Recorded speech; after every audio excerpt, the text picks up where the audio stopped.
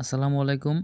আপনারা আমাকে অনেকে জিজ্ঞাসা করেছেন কোয়েল পাখি বাচ্চা ব্রুডিংয়ের সময় কোন কোন ওষুধ প্রয়োগ করতে হয় এবং কোন খাবার খাওয়াতে হয়।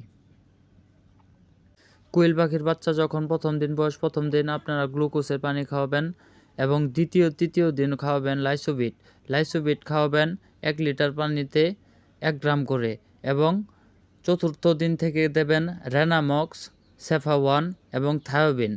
রেনামক্স আপনার কোয়েল পাখির বাচ্চার যদি ব্যাকটেরিয়াজনিত এবং ঠান্ডাজনিত সমস্যা থাকে সেটি দূর করবে এবং সেফা-1 কোয়েল পাখির বাচ্চার নাভি শুকানোর জন্য কাজ করবে। থায়োবিন প্রতিবন্ধী বাচ্চা এবং দুর্বল বাচ্চাকে শক্তিশালী করার জন্য কাজ করে। রেনামক্স খাওয়াবেন 1 লিটার পানিতে 1 গ্রাম, সেফা-1 খাওয়াবেন 1 লিটার পানিতে 1 গ্রাম, থায়োবিন খাওয়াবেন 1 লিটার পানিতে 1 গ্রাম 3 বেলা করে।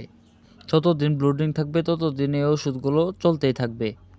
ব্লুডিং অবস্থায় আপনার যে বিষয়গুলো খেয়াল করতে হবে তা হলো আপনার ব্লুডিং করে তাপমাত্রা নির্দিষ্ট একটি তাপমাত্রা রাখতে হবে। তাপমাত্রা কখনো বাড়ানো যাবে না এবং কমানো যাবে না।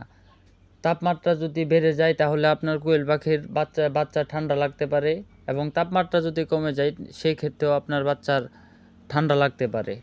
এবং কোয়েল পাখির লিটার ব্যবস্থা কিন্তু খুব সতর্কমূলকভাবে থাকতে হবে।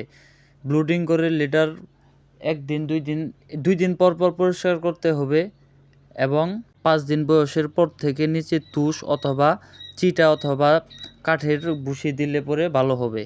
লিটার যদি অপরিষ্কার থাকে সেক্ষেত্রে আপনার বাচ্চা ঠান্ডা লাগতে পারে এবং ব্যাকটেরিয়াজনিত সমস্যা হতে পারে।